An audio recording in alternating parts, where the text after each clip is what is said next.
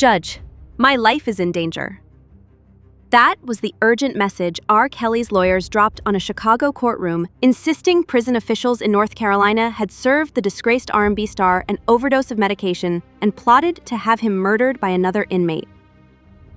They demanded an instant transfer to home confinement, ankle bracelet, private security, the works. 48 hours later, Judge Martha Packold looked at the paperwork and replied with a legal shrug. Wrong court, wrong paperwork, motion denied. If you think that's the end, you don't know the attorney behind this circus, or the convicted singer with 30 years left on his sentence. Kelly's team is already drafting a new motion, floating newly discovered evidence, threatening to drop fresh bombshells, and even begging former President Trump for a presidential pardon. Strap in. Because today, we're breaking down how a single overdose claim morphed into a multi-million-dollar conspiracy theory, why a federal judge said not so fast, and what happens next when a fallen superstar insists the Bureau of Prisons wants him dead. Before we dive into leaked hospital records, canceled hearings, and that eyebrow-raising Trump plea, do me a quick favor. Tap like, jump into the comments, and hit subscribe so you never miss a chapter. You're watching Hollywood Daily Reports, June 17th, 2025. Beau Brindley, Rkelly's lead attorney since last summer, files an emergency motion in the same Chicago court that originally convicted Kelly of racketeering and sex trafficking. Headline claim: my client was overdosed on prescription meds by prison staff, rushed to Duke Hospital, yanked out against medical advice, and remains in solitary while 3 officials scheme with inmates to finish the job. Those are explosive words, especially when tacked on to a request for a $160,000 bond, 24-hour home confinement, and immediate removal from FCI Butner, a medium-security federal complex in North Carolina. Kelly, now 58, has called Butner home since 2022. He still faces an additional 20-year Chicago child pornography sentence running concurrently, plus fines and restitution. Yet the June 17 filing paints him as a hunted man. Panic attacks, blood clots, and an overdose quantity of anxiety medication, mysteriously administered right after he was placed in solitary earlier this month. Brindley writes that the dosage contrasted sharply with Kelly's usual prescription and sent him into a medical spiral. Severe dizziness, chest tightness, full blackout.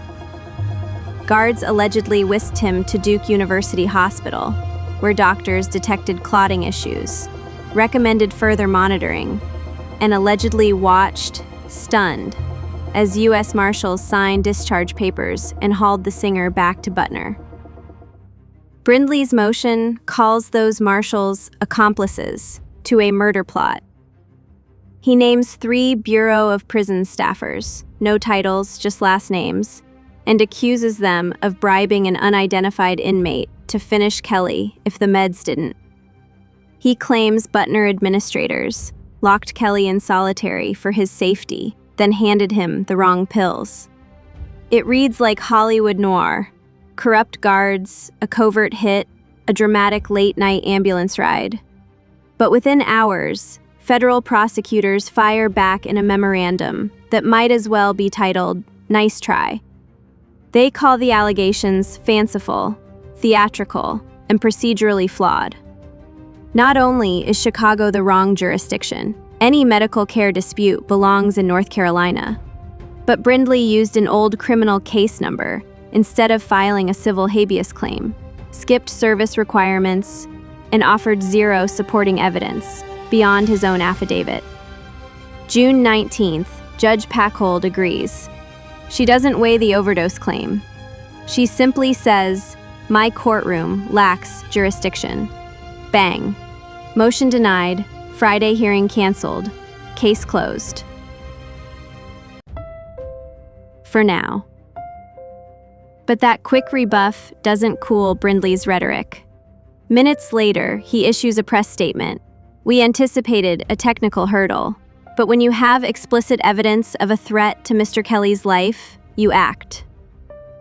He promises a new motion, this time to vacate Kelly's Chicago conviction entirely, citing newly discovered evidence. No details given, but he vows it will include an immediate bond request, so Kelly can await hearings from home. This is where the larger stakes kick in. Brinley's choice of words, vacate the conviction, signals an attempt to blow up the entire case, not just relocate his client.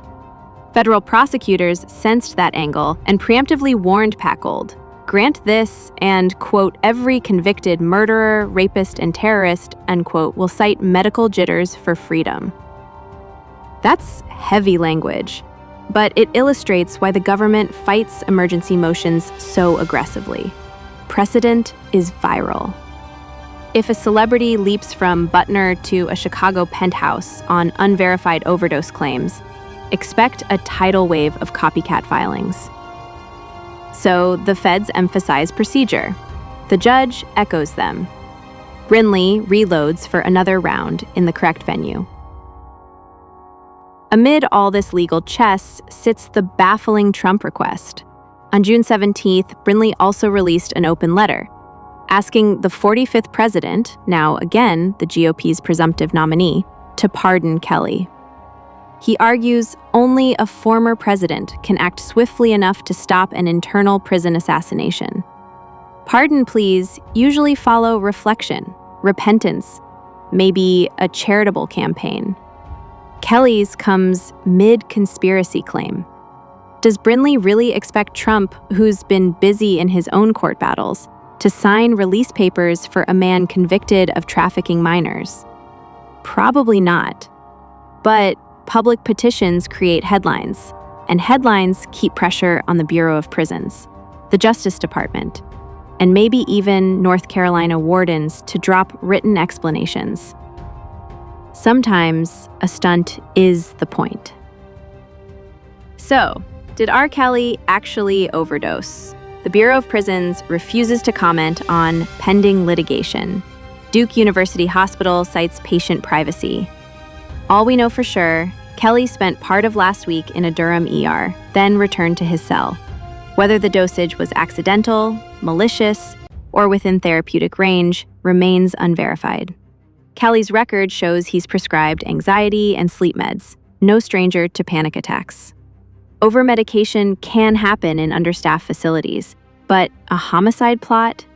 That leap requires receipts Brinley hasn't shown. Forensic toxicology, nurse logs, witness statements.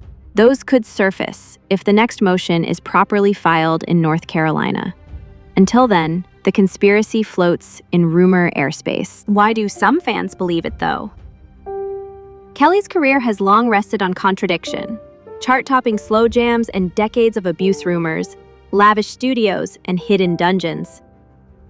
After Surviving Rkelly aired in 2019, survivors testified about threats, hush payments, and enablers in multiple states. To his supporters, systemic corruption has circled him for years, so a rogue guard murder plot feels plausible. Critics counter, the man manipulated dozens of underage victims. Now he's spinning new dramas to avoid accountability? Two narratives, same courtroom, zero middle ground. Meanwhile, Kelly remains in solitary, a status the Bureau sometimes uses during medical observation or when an inmate reports threats. Ironically, isolation can worsen blood clots due to lack of movement, fueling Brinley's urgency. If a North Carolina judge sets a hearing, expect defense doctors to argue Kelly's life literally depends on leaving that cell. Prosecutors will counter with Butner's in-house medical wing, one of the better-funded units in the system, and argue countless inmates with worse conditions serve time safely. One detail lost in headlines: Kelly is only 3 years into a combined 50-year punishment, 30 years New York racketeering, 20 years Ilian's child porn. Even if North Carolina court granted home confinement for health, Chicago and New York sentences still loom. Home confinement usually demands local jurisdiction approval, ankle monitors, and security cost agreements. Tough sells when a prisoner claims federal staff tried to kill him. Where would he feel safe? How would marshals guard him? The logistics alone could kill the request.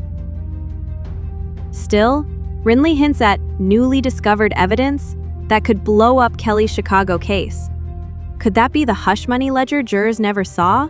An unredacted agent email? Maybe. Courts rarely vacate a well-documented conviction, but stranger reversals have happened. The immediate chessboard looks like this. Brindley files a proper habeas or Rule 60 motion in North Carolina or Georgia. He attaches hospital charts, dosage logs, sworn affidavits. He demands an evidentiary hearing. Government responds. Judge decides whether to order discovery or dismiss. If discovery opens, internal emails may spill, depositions hit YouTube, and the phrase murder plot faces cross-examination. Until then, Kelly sits, Brindley tweets, prosecutors rebut, and Judge Packold's docket returns to normal. Let's zoom out. What does this saga mean for future celebrity inmates? If Kelly's overdose claim gains traction, high-profile prisoners, think white-collar billionaires, disgraced actors, may weaponize medical incidents the moment they occur, file, claim danger, request house arrest. Federal judges know this, which is why they hammer procedural precision. Kelly's first motion broke at least 3 clear rules. The rapid denial telegraphs a message: do it right or don't do it. But technicalities don't trend on social media. Murder plots do. Which is why Kelly's legal team framed the overdose not as negligence, but conspiracy.